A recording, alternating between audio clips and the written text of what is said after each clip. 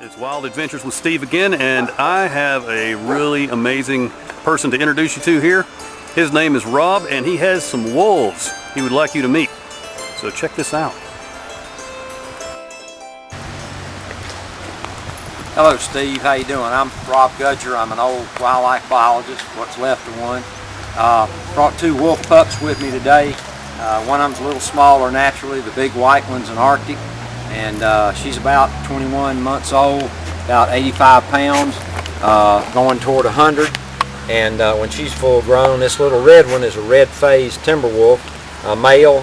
He's about 50 pounds, going toward 200 pounds. So both of them have some growing to do. To be legal in the state, we have to call them hybrids. So I use a 97% wolf and 3% husky, and that seems to be okay. They work good. Okay. Now you just travel around from place to place teaching people about wolves, right? Yeah, just do environmental education work. I get mine from two different kennels, one in Boaz, Alabama, one in Candler, North Carolina.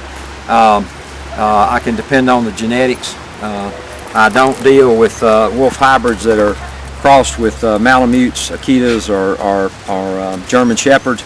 Good breeds of dogs, but you don't want to mix them with a wolf. Wolves are smart, premeditating, never forget, kind, gentle animals. They've just gotten a bad rep, and unfortunately, Steve, it's because of the coyote. Mm-hmm. People mistake them for a coyote. They don't know the difference. Had one lady ask me out here today, was a coyote a cross between a wolf and a dog? Because people really don't know. Mm-mm. And that's why you and I are here. We're just trying to educate, and that's the only reason this lady has the wolves in her kennel to sell or to get rid of, is strictly for environmental education work. Right, that's great. And if you look at this, I'm just sitting here talking to you, and right down here, he's just sitting here with his paw on my hand. They love body contact. They have to feel that it's an animal person they're dealing with. They actually are insecure. She has to feel either the other one, they play off each other, or they feel body contact with you, and that calms them down. And that's just so calming to me too. Now she's interested in whatever's going on back past you. We probably can't hear it, smell it, or see it, but she can.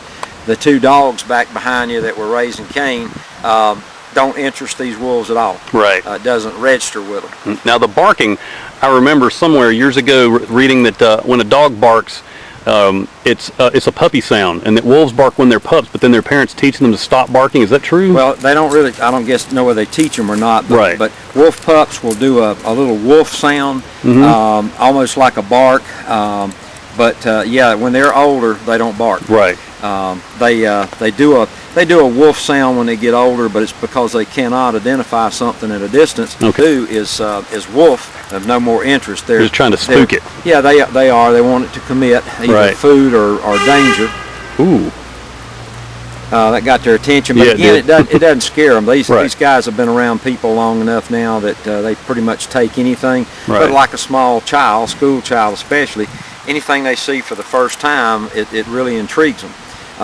Then it bores them. So they learn very quickly, and then they have to be challenged again mentally. Mm-hmm. That's one reason that I don't know whether I'm up to keeping them. I've had them about 30 years now, different ones, but they challenge me, and every day I remember that I'm not as smart as they are. Right. You know, when you think you're smarter than a wolf, then you're up the creek.